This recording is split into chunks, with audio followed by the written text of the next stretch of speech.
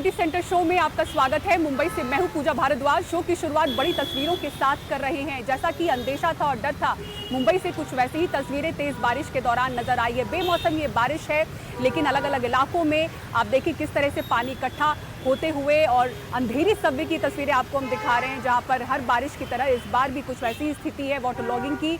आप इसी के साथ ही पवई की तस्वीरें देखिए, क्योंकि जिस तरह का अलर्ट था कि 30 से 40 किलोमीटर प्रति घंटे की रफ्तार से तेज हवा भी चल सकती है। बारिश के साथ ही पवई में बड़े पेड़ गिरे हुए नजर आ रहे हैं। रात की खबर यह है कि कोई हताहत इसमें नहीं हुआ है। तीसरी तस्वीर तेज बारिश की लोअर परेल से है और चौथी तस्वीर रत्नागिरी से आपको हम दिखा रहे हैं, जहां बेमौसम बारिश के दौरान भूस्खलन भी हुआ है और बड़े बड़े पत्थर आपको रेलवे ट्रैक पर दिख रहे हैं। इससे कोंकण जो रेलवे है वो काफ़ी प्रभावित हुआ है। तो अलग अलग इलाकों में दहीसर, बोरीवली, मलाड, गोरेगांव, अंधेरी, बांद्रा समेत पवई, विक्रोली, मुलुंड, कुर्ला के तमाम इलाके जहां तेज़ बारिश हुई है और वाटर लॉगिंग की भी तस्वीरें हमारे सामने आ रही हैं। वहीं पुणे की बात करें तो वहां भी तेज़ हवाओं के साथ बारिश देखने को मिली है। कुछ समय पहले ही तस्वीरें काफ़ी वायरल हुई थी पुणे इंटरनेशनल एयरपोर्ट की, जहां पर एग्जिट गेट पर हमने वाटर लॉगिंग की तस्वीरें देखी थी और अभी भी निचले हिस्से में हम देखें तो वहां पर जल जमाव की स्थिति है। ट्रैफिक जैम की समस्या भी यहां पर नजर आ रही है। इसी के साथ ही मौसम विभाग ने अगले 72 घंटों तक मुंबई, रायगढ़, पुणे, कोंकण और महाराष्ट्र के कई जिलों में तेज बारिश की संभावना जताई है और मछुआरों को समंदर में न जाने की चेतावनी दी गई है। सुजाता और देवेंद्र मेरे सहयोगी आपको मुंबई की हालत बयां कर रहे हैं। मुंबई और मुंबई उपनगरीय क्षेत्र में पिछले 1 घंटे से लगातार मूसलाधार बारिश हो रही है। मौसम विभाग द्वारा लगभग कुछ ही घंटों पहले एक अलर्ट जारी किया गया था, ये बताते हुए कि पवई और थाने में जो बरसात हो रही है वो बहुत जल्द मुंबई के उपनगर क्षेत्र यानी बोरीवली, कांदिवली, गोरेगांव, सांता क्रूज में भी आएगा और इस रेन बैंड के चलते मुंबई में भारी बरसात शुरू होगी और वही हुआ भी है। इस समय हम बोरीवली में मौजूद हैं और अगर आप यहाँ पर देखेंगे तो पिछले 1 घंटे से हो रही बारिश अब जाकर थोड़ी रुकी है, लेकिन जो बिजली है वो चमकने का सिलसिला लगातार जारी है। फिलहाल बीएमसी ने लोगों के लिए एडवाइजरी जारी कर दी है। उन्होंने कहा है कि जो लो लाइंग इलाके हैं और मुंबई के जो निचले इलाके हैं, जो आइसोलेटेड इलाके हैं, वहां पर रह रहे लोग वहां से हट जाएं और लोगों को भी वहां पर जाने की चेतावनी दी गई है कि वो वहां पर ना जाए। और अब तक मुंबई में लगभग 60 से 70 mm से भी ज़्यादा की बरसात पिछले 1 घंटे में हो चुकी है। तो अंधेरी सबवे के भी भरने के जो चांसेस है वो बहुत ज़्यादा है, जिसके चलते वहाँ पर भी जो सिक्योरिटी है उसे डिप्लॉय की गई है। आज ही बीएमसी की एक बैठक भी बुलाई गई थी। उस बैठक में एनडीआरएफ की टीम्स को इन तमाम लो लाइंग इलाकों में डिप्लॉय करने की भी जो है यहाँ पर बात इस मीटिंग में तय हुई थी और बीएमसी का कहना है कि लगातार लोगों को सुरक्षित रहने के लिए अपील की जा रही है, एडवाइजरी जारी की गई है। वहीं दूसरी ओर वॉर रूम के जरिए ये नज़र रखी जा रही है कि वो जो फ्लड प्रोन एरियाज है वहाँ पर लोगों को जल्द से जल्द बचाया जा सके और जल भराव जब हो तो वहाँ से गाड़ियों को भी निकलने में जो है मदद के लिए टीम डिप्लॉय की जा सके। ऐसे में मुंबई में अगले कुछ दिनों तक जो है येलो अलर्ट जारी किया गया है। हालांकि बरसात के रुख को देखते हुए मौसम विभाग द्वारा इस येलो अलर्ट को ऑरेंज अलर्ट में भी तब्दील की जा सकती है। मुंबई से सुजाता द्विवेदी, एनडीटीवी इंडिया के लिए। इस वक्त मैं मुंबई के लोअर परल इलाके में हूं, जहां पर हम देख रहे हैं कि बारिश जो है वो होते हुए दिखाई दे रही है। जिस तरह से हवामान विभाग ने सूचना दी थी उसके अनुसार हम देख रहे हैं कि मुंबई शहर हो या मुंबई उपनगर हो, वहां पर तेज़ बारिश होते हुए दिखा रही है। कई जगह पर हल्की बारिश भी हो रही है। हवामान विभाग ने जो सूचना दी थी उस सूचना के अनुसार हम देख रहे हैं कि मुंबई के कई सारे इलाकों में बारिश होती हुई दिखाई दे रही है।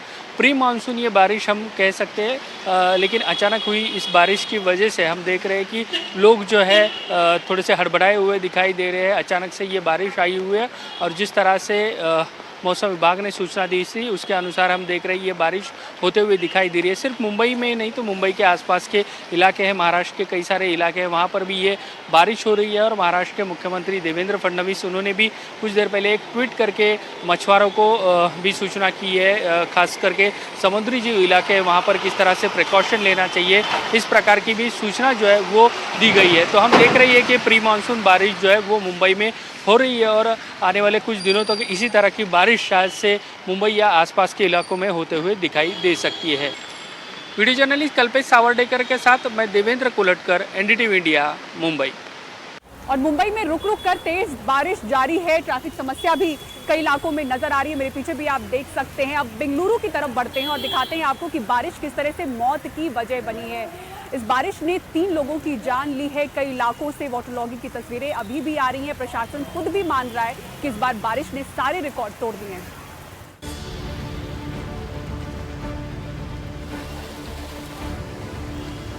शहर की सड़कों पर पानी ही पानी और पानी हटाने की जद्दोजहद में जुटा प्रशासन। कहीं जेसीबी की मदद ली जा रही है तो कहीं पंप सेट से पानी निकालने की कोशिशें। फुटपाथों को कई जगह तोड़ना पड़ा ताकि पानी का बहाव तेज हो सके। लेकिन अगर ये नाले ऐसे ही खुले रह गए और बारिश दोबारा तेज हुई तो यही नाले जानलेवा साबित हो सकते हैं। महानगर प्राधिकरण हमेशा की तरह अपनी नाकामी छुपाता दिखा और उसने दोष मढ़ दिया मौसम पर। इस बार 2 दिनों में बहुत अधिक बारिश हुई, लगभग 100 मिलीमीटर, कई जगहों पर 80 मिलीमीटर से भी ज्यादा। 2 स्थानों पर सबसे ज्यादा पानी गिरा। हमने समस्याग्रस्त इलाकों की पहचान कर ली है। भले ही अधिकारी इस तबाही की वजह सिर्फ बारिश को बता रहे हों, लेकिन हालात की गंभीरता को देख खुद मुख्यमंत्री सिद्धारमैया और उप मुख्यमंत्री डीके शिव कुमार भी यही मानने को मजबूर हुए कि असली वजह अतिक्रमण है। डीके शिव कुमार के मुताबिक अभी भी करीब 2500 अतिक्रमण हटाए जाने बाकी हैं। बेंगलुरु का जलजमाव अब सियासत का स्थायी मुद्दा बन चुका है। बीजेपी का प्रतिनिधि मंडल भी प्रभावित इलाकों के दौरे पर पहुंचा। बेंगलुरु जो डूब रहा है, इसके बारे में राज्य सरकार को, मुख्यमंत्री को, उप मुख्यमंत्री को कोई दिलचस्पी नहीं है। जब बेंगलुरु आता है, रियल एस्टेट में ज्यादा इंटरेस्ट लेते हैं डीके शिव कुमार और सिद्धरामैया। जहां तक डेवलपमेंट काम का सवाल निकलता है, देखिए जब कॉन्ट्रैक्ट का पेमेंट नहीं हुआ है, जो कामगारी जो डेवलपमेंट वर्क बीजेपी सरकार था, जो कामगारी डेवलपमेंट वर्क चल रहा था, सब कुछ बंद हो चुका है। क्यों? क्योंकि पैसा नहीं दिया है कॉन्ट्रैक्टर्स को। कॉन्ट्रैक्टर्स को पेमेंट नहीं मिलने की वजह से पूरा काम इधर ही रुक गया है। इसके कारण से इधर पानी पूरा भर गया था कल। हर साल इस शहर में नए नए अपार्टमेंट्स और लेआउट्स विकसित होते हैं। ऐसे में अतिक्रमण भी उसी तेजी से होता है। अतिक्रमण हटाने की इच्छा शक्ति कोई भी राजनीतिक दल नहीं दिखा पाता, क्योंकि अतिक्रमण हटाने का मतलब है घरों को तोड़ना, दुकानों को तोड़ना। इससे लोगों की नाराजगी बढ़ेगी, जिससे वोट बैंक का नुकसान होगा। बेंगलुरु से कैमरामैन कुमार के साथ निहाल किदवई, एनडीटीवी इंडिया। और मुंबई और बेंगलुरु का आपने हाल देखा। दिल्ली किस तरह से तैयार हो रही है बारिश के लिए, अश्विनी कुमार सिंह की इस रिपोर्ट में आपको दिखाते हैं। इस वक्त हम हैं बारापुला। ये ट्रेन है, बारापुला ट्रेन। ये ऊपर फ्लाईओवर है बारापुला, उसके नीचे ये नाला जो पूरा बहता हुआ दिख रहा है, इसको कहते हैं बारापुला ट्रेन। ये देखिए मेरे पीछे जो एक शख्स हैं, ये पूरे जो गाद है, जो ये नाला है, इसके अंदर जो पॉलीथीन, जो प्लास्टिक की बोतल होती हैं, उसको पानी के फ्लो से उसको अलग किया जा रहा है और ये मैनुअली उसको पूरे पानी को जो फ्लो से अलग करके स्टोर करके इसको बाहर फेंक रहे हैं, ताकि इस पूरे जो नाला है इसके अंदर पॉलीथीन जो है, बॉटल हैं, ये सब ना फ्लो हो, सिर्फ और सिर्फ पानी जाए, जो नाले का पानी जो आगे से बहता हुआ आ रहा है। सरकार ने इस बार मानसून की तो तैयारियों को लेकर इस बार ये जो आप देख रहे हैं यहाँ पे ऊंचा, अंदर से पहले इसको थोड़ा सा खाली भी किया गया है, यानी जो अंदर गंदगी थी, गाद था, उसको उठाया गया है। और उठाने के बाद, खाली करने के बाद इसको प्रॉपर दोनों तरफ आप देख सकते हैं कि इस तरीके से लेवल अप किया गया है। और सरकार का ये कहना है कि बारिश के दिनों में अमूमन होता था कि बारिश जब आती थी तो ये जो मिट्टी है वो पानी के साथ बह के चली जाती थी नाले में। इस बार उसको रोकने के लिए यहाँ पे ब्यूटिफिकेशन का काम होगा, यानी पेड़ और लगाए जाएंगे, ताकि ये जो हाल है, जो ये नाला है, ये सिर्फ नाला ना रहे, जबकि ये खूबसूरती रहे, ताकि लोग यहाँ आ भी सकें एक बार। इस बार जल भराव की स्थिति शायद ही नहीं आएगी, क्योंकि पहले से इस नाले को कम से कम 15 फीट चौड़ा किया गया है। अच्छा। जिससे कि पानी स्मूथली बाहर निकाला जा सके। हाँ जी। जैसा इन्होंने बताया कि काफ़ी सरकार की कोशिश है कि इस बार जो मानसून है, नई सरकार की प्राथमिकता भी रही है कि मानसून के सत्र में, मानसून के दिनों में कहीं भी जलभराव की स्थिति ना हो और जलभराव जैसे कुछ भी उत्पन्न ना हो। उससे पहले ही पीडब्ल्यूडी और तमाम मंत्रालय जो 100 दिनों का एक्शन प्लान है उसके तहत काम कर रहे हैं। और दिल्ली के जितने भी नाले उनकी सफाई की जा रही है। कहीं पे रोड का इंफ्रास्ट्रक्चर अगर बाकी है तो वो बनाया जा रहा है। नालों के ऊपर अगर कुछ काम बाकी, नालों की सफाई है, वो भी कराई जा रही है। पूरे मंत्री भी इसकी निगरानी कर रहे हैं। उम्मीद है कि जैसा दूसरे राज्यों में मानसून आते से ही वहाँ पे बाढ़ जैसी स्थिति आ गई है, वैसा दिल्ली में इस बार देखने को ना मिले। मैं अश्विनी कुमार, एनडीटीवी इंडिया के लिए। और बारिश के बीच ही कोरोना वायरस का खतरा भी मंडरा रहा है। देश में 257 कोविड के एक्टिव मरीज हैं। सिर्फ एक हफ्ते में ही 150 से ज्यादा नए कोविड मरीज पाए गए हैं। मुंबई की बात करें तो 53 नए कोविड के मामले सामने आए हैं और इस बीच नवजात बच्चों में भी कोविड देखा जा रहा है। JN1 वेरिएंट की चर्चा भी बढ़ गई है। दिखाते हैं आपको ये रिपोर्ट। 4 महीने का ये नवजात कोविड पॉजिटिव है। सांस की तकलीफ के साथ मुंबई के KJ सुमैया अस्पताल में भर्ती हुआ। 8 दिन वेंटिलेटर पर रहा, अब ऑक्सीजन पर है। बच्चे, बुजुर्ग और पहले से बीमार लोगों को कोविड ज्यादा परेशान कर रहा है। सांस लेने में तकलीफ थी, इसलिए हॉस्पिटल में आया था। जब कैजुअलिटी में अटेंड किया हम लोगों ने, उसका ऑक्सीजन लेवल 80% के अराउंड था। उसको इमीडिएटली ऑक्सीजन सपोर्ट पे लिया। ऑक्सीजन पे उसका सैचुरेशन इंप्रूव हुआ 92% के अराउंड, बट उसको सांस लेने में तकलीफ हो ही रहा था, डिस्ट्रेस था। तो उसके लिए हमने उसको फिर वेंटिलेटर मशीन पे लिया। वेंटिलेटर पे लेने के बाद में काफ़ी अच्छा रिस्पॉन्स था बेबी का। से 10 बच्चे वेंटिलेटर पे हैं, उसमें से एक बच्चा कोविड पॉजिटिव आया है करके, लेकिन सारे जो 9 बच्चे और वेंटिलेटर पे उनके सिम्टम्स भी सिमिलर वे में ही थे। ये बच्चे का सबसे इंपॉर्टेंट चीज़ है कि एज कम है, 4 मंथ ओल्ड बेबी है। तो कोई भी वायरल इन्फेक्शन उन बच्चों को ही ज़्यादा इफेक्ट करता है जिनका एज कम होता है, या फिर जिनका एज बहुत ज़्यादा एल्डरली लोग होते हैं, या फिर कोई इम्यूनो कॉम्प्रोमाइज्ड पेशेंट है, उन्हीं को ये वायरस ज़्यादा तकलीफ देता है। महाराष्ट्र में 56 सक्रिय कोविड मरीज हैं। इनमें से बड़ी संख्या मुंबई से मिले मरीजों की बताई जा रही है। राज्य के स्वास्थ्य मंत्री कहते हैं कि डर की जरूरत नहीं, केंद्र सरकार से निर्देश का इंतजार है। सरकार बिल्कुल अलर्ट है। कोई भी अगर ऐसा कुछ हेल्थ रिलेटेड प्रॉब्लम होगा तो उसके लिए जो कुछ उपाय योजना करनी चाहिए, उसके लिए सरकार बिल्कुल अलर्ट है। हम आपके माध्यम से फिर से लोगों को अपील करते हैं कि ऐसी कोई भी घबराने की ज़रूरत नहीं है। अभी SOP जारी करने की ज़रूरत नहीं है। हम लोग बार मतलब सेंट्रल गवर्नमेंट से भी हम लोग संपर्क में है। अगर ऐसी कुछ SOP सेंट्रल गवर्नमेंट से आएगी तो हम लोग उसका भी अनुपालन करेंगे, लेकिन अभी तो उसकी ज़रूरत नहीं है। भारत में कोविड के 257 सक्रिय मरीज हैं। पिछले एक हफ्ते में ही 164 नए मामले देश ने देखे हैं। महाराष्ट्र, केरल, तमिलनाडु में सबसे ज्यादा ये मामले हैं। महाराष्ट्र में एक हफ्ते में कोविड के 44 नए मरीज मिले हैं। मुंबई के KEM अस्पताल में कैंसर किडनी के 2 मरीजों की मौत उनके कोविड पॉजिटिव आने से भी चर्चा में बनी हुई है, क्योंकि हांगकांग, सिंगापुर, थाईलैंड, चीन में बढ़ रहे कोविड के मामले और मौतों ने भारत में भी चिंता बढ़ाई है। इस साल कोविड का नया वेरिएंट JN1 परेशान कर रहा है। थोड़े से केसेस अब बढ़ गए हैं और वो इसकी वजह ये है कि एक नया वेरिएंट ओमिक्रॉन का, जो कि पहले बहुत सारे वेरिएंट आए हैं, एक नया वेरिएंट JN1 है, वो आया है और उसके फर्दर सब वेरिएंट्स आ गए हैं। लेकिन अगेन मैं यही कहना चाहूँगा कि अच्छी बात यह है कि जो लोग वैक्सीनेटेड हैं, फुल्ली वैक्सीनेटेड जिसको हम कहते हैं, और जिन्होंने 3rd वैक्सीन का बूस्टर ले लिया है, वो इससे प्रोटेक्टेड हैं। और अगर होगा भी इन्फेक्शन तो माइल्ड इन्फेक्शन होगा, कोई घबराने की जरूरत नहीं है। हालांकि WHO ने पहले कहा था कि JN1 और इसके जैसे वेरिएंट्स में इम्यून सिस्टम से बचने की क्षमता होती है, लेकिन अभी तक कोई ठोस सबूत नहीं कि ये पुराने ओमिक्रॉन वेरिएंट की तुलना में कितने गंभीर हैं। दिल्ली से मुन्ने भारती, मुंबई से अक्षय के साथ पूजा भारद्वाज की रिपोर्ट, NDTV इंडिया। और दिल्ली में स्कूलों पर लगाम लगाने के लिए कदम तो उठाए जा रहे हैं, लेकिन क्या स्कूलों की मनमानी रुकी है? बच्चों के अभिभावकों ने आज भी प्रदर्शन किया और कहा कि फीस पर लगाम नहीं लग पाई है। इसको लेकर NDTV ने भी मुहिम चलाई थी। देखिए रिपोर्ट।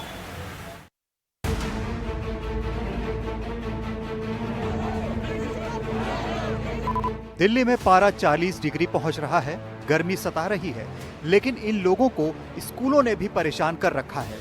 ये लोग सड़क पर प्रदर्शन करने को मजबूर हैं। फीस के मुद्दे पर स्कूलों की मनमानी रुकने का नाम नहीं ले रही है। मंगलवार को करीब 15 से ज्यादा स्कूलों में पढ़ने वाले बच्चों के पेरेंट्स शिक्षा निदेशालय के बाहर पहुंचे। कुछ भी नहीं हुआ सर, कुछ भी नहीं हुआ। हर महीने हमें परेशानी होती है, हमारे बच्चे के संग डिस्क्रिमिनेट किया जाता है, मेंटली इमोशनली ट्रॉमा बच्चे के लिए एज वेल एज पेरेंट्स के लिए। हर महीने हमारे दिल सर पर तलवार लटकी रहती है कि इस महीने क्या होने वाला है, इस महीने क्या होने वाला है। ये सिर्फ वही बच्चे हैं जो अप्रूव फीस दे रहे हैं और उनसे कंसेंट फॉर्म भरवाया गया, सब कुछ उनको क्लास में बोला गया और एंड मोमेंट पे आके उनको मना कर दिया क्योंकि आप लोगों ने फीस नहीं दे रही है, हम आपको नहीं भेज सकते। तो ये तो प्रॉब्लम जो हम फेस कर रहे हैं, ये पिछले हम 5 साल से फेस कर रहे हैं। हम स्कूल के आगे भी खड़े होकर यही धरना देकर आ जाते हैं, यहाँ पर भी आए हैं, हम इतनी बार आ चुके हैं, अभी तक कुछ नहीं हुआ। मतलब ऐसे लगता है कि स्कूल वालों को कोई फर्क नहीं पड़ रहा कि आप जो मर्जी कर लो, हम तो यही लेंगे फीस। इन लोगों का कहना है कि स्कूलों की हरकत के चलते ये मानसिक रूप से परेशान हो गए हैं, कहीं कोई सुनवाई नहीं हो रही है। 2 दिन के लिए हमें दिखता है कि हाँ कुछ हो रहा है, फिर उसके बाद फिर वही सब स्टार्ट हो जाता है। बोला था फीस बढ़ाई नहीं जाएगी, फीस बढ़ गई है, वही बढ़ी हुई फीस ही पे करने को बोली जा रही है। हमें डीओ अप्रूव्ड फी पे करते हैं, तो जब पीटीएम पर जाते हैं तो हमें कहते हैं आप अकाउंट सेक्शन में बात करो। ये साफ असेंबली में खड़े होकर सारे स्कूल के बच्चों के सामने उन्होंने ये कहा कि डीओई को हम नहीं मानते हैं, डीओई ऑर्डर देने से हमें फर्क नहीं पड़ता है। ये सब प्रॉफिट मेकिंग स्कीम बनती जा रही है और जो एजुकेशन को बिल्कुल नहीं बनना चाहिए। हमारे गवर्नमेंट स्कूल्स ही इतने अच्छे होने चाहिए कि हमें प्राइवेट स्कूल्स की तरफ देखने की ज़रूरत ही ना पड़े, इर्रिस्पेक्टिव कि कोई पेरेंट अफोर्ड कर सकता है या नहीं। पिछले 3 साल से लगातार फीस बढ़ती जा रही है। किसी स्कूल की 15%, किसी स्कूल की 20%, सुनने में है किसी स्कूल की 30%। तो किसी तरह की कोई राहत नहीं है। स्कूल कैसी मनमानी कर रहे हैं उसकी एक तस्वीर कुछ दिन पहले दिल्ली के द्वारका से आई थी, जहां डीपीएस स्कूल में पढ़ने वाले बच्चों के अभिभावकों ने आरोप लगाए कि बच्चों को बंधक बना लिया जाता है, बाउंसर धक्का मुक्की करते हैं। फीस की फांस को लेकर एनडीटीवी पर हमने एक मुहिम चलाई थी, जिसमें सिर्फ दिल्ली ही नहीं बल्कि देश के कई हिस्से से लोग जुड़े थे और उन्होंने साझा किया था कि किस तरह स्कूल अपनी मर्जी चला रहे हैं, उन्हें रोकने वाला कोई नहीं। हमारी इस मुहिम का ही असर था कि 29 अप्रैल को दिल्ली की रेखा गुप्ता सरकार ने दिल्ली स्कूल फी एक्ट को मंजूरी दे दी। कहा गया कि कानून बनने के बाद सरकार के इस कदम से हजारों अभिभावकों को राहत मिलेगी, लेकिन फिलहाल लगता है कि स्कूलों पर कोई असर नहीं पड़ा है। बच्चों के पेरेंट्स आज भी परेशान हैं। दिल्ली में अभिभावक स्कूलों के मनमानी से परेशान हैं। तमाम आदेश होने के बावजूद स्कूलों पर कोई कार्रवाई नहीं हो रही। इसके बावजूद पेरेंट्स लगातार ये मांग कर रहे हैं कि स्कूलों पर कोई कार्रवाई हो, सरकार कोई एक्शन ले। आम आदमी पार्टी आरोप लगा रही है कि मुख्यमंत्री और नई सरकार इस पूरे मामले पर स्कूलों का पक्ष ले रही है। वहीं बीजेपी का कहना है कि वो जल्द ही नए कानून लगाकर इस पूरे मामले को सही कर दिया जाएगा। अब देखना होगा कि कितने दिनों में पेरेंट्स को और उनके बच्चों को इस पूरी मुसीबत से रिलीफ मिलता है। कैमरा पर्सन मुरसलीन के साथ मैं अश्विनी कुमार, एनडीटीवी इंडिया के लिए। और सिटी सेंटर शो में इतना ही। पूरी टीम को दीजिए इजाजत। खबरों के लिए देखते रहें एनडीटीवी इंडिया। नमस्कार।